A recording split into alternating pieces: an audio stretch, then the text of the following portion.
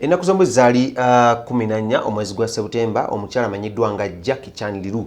former Blue 3 star yajaganya emyaka 35 naye nga gino munnange buli omu yamunoonya amuwa ekirabo kya birthday naye nga tamulabako. Mukimanyi nnyo ebizibu ebyagwa ku mwana muwala Jacky Chandiru ono era nga byali bya drug abuse ne bamutwala mu rehab webaali omwenge twasembayo tutegeera okuva mu nsonda ezesigika yali adduse mu ddwaliro wali enaggulu yali abeera nga bamujjanjaba engeri ez'enjawulo okuba nga bamukuba empisa okulanga ebiragalalagala bino babijjamu mu mubiri gwe. Era munnange Jacky Chandiru ono over the weekend baavaayo ne bamubika abantu ab'enjawulo ab'emitima emibi abanyampira ku Facebook ne ku social media ne bamubika mbuno omwana muwala Jacky Chandiru atuvudde ku maaso era kyali kya nnaku nnyonnyo si eka gwe baabika wabula baabika n'omukyala amanyiddwa nga Bitamazire that is a former education minister ne batugamba muno naye akoze ki afudde of which amawulire gaali mafu era nzo ga trashinga kati munnange bibiina ebyenjawulo byabayimi nevayo nga binoonyereza ku mwana muwala Jacky Chandiru bategeerewawo gyali nga bagamba yadduka mu ddwaliro takyakola kitakyalabika wabula amawulire ag'essanyu genyiza okugamba olunaku olwaleero about Jacky Chandiru galaga nti no mwana muwala Jacky Chandiru ono oluvannyuma lw'okuvaayo n'asakambinga ku drug abuse Jacky Chandiru munnange si mufu kyekisookera ddala Jacky Chandiru mulamu nnyo era atemya newe omulabako takyafaananika ayina ebiyiso kuno ku mikono gye muddugavu nnyo n'okusinga bwe yali enviiri zaamusenyuukako embeera gy'alimu yeeraliikiriza era singa batatandise kampeyini y'okumusondera ssente balabe embuno babako engeri gye baddaabiriza obulamu bwa Jacky Chandiru era nga ffenna twetuvuddeyo mu nnaku ekitalo nga tunoonya Jacky Chandiru wabula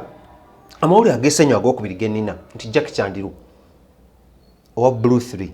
gwe mujjukire bulungi yayimbanga ne Cindy ne Lilian Mbabazi amaze n'alabika olunaku olwaleero tumuzudde era nga abamu ku bamuzudde kwe kubadde omukulu amanyiddwa nga Balam Byalugahara n'omukulu amanyiddwa nga Pastor Wilson Bugembe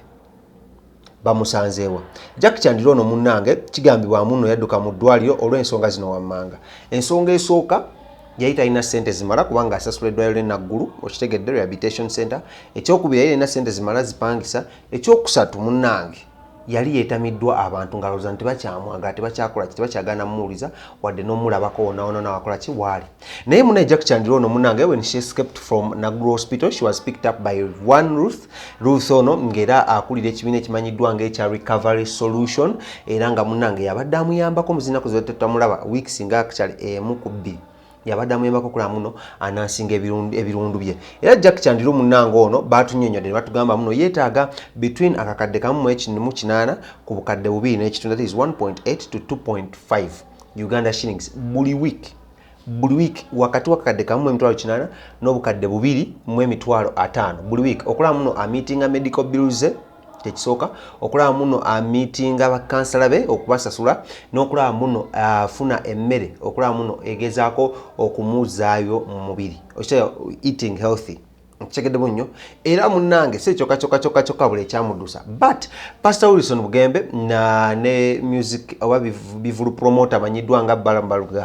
batandisewo 1 week campaign eyokulaba muno basavinga Jacky Chandiru nga tugiyise 1 week campaign to save Jacky Chandiru era week campaign nange ndi part of it okitegedde nnyo era nga effumu ku bantu bagenda okubanga batugezaako okusonda akasente kano between that is 1.8 ne 2.5 okulaba muno Jacky Chandiru embeera ekyukako era munnange bw'oba osobodde okubanga oyamba Jacky Chandiru osobola okusindika akasente ku mobile money ya Pastor Wilson Bugembe ow'Ekawaala owatuzimbe concert mugimanyi yaggwa ku namba zino wammanga oba osobola okukuba that is mobile money that is M10 ku 0392 081 654 njiddamu 0392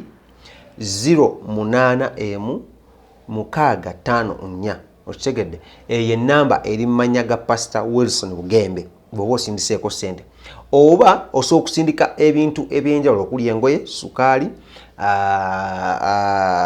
name it ebintu ewaka okitegedde home use materials okitegedde n'obisindika okulaba muno oyamba mwana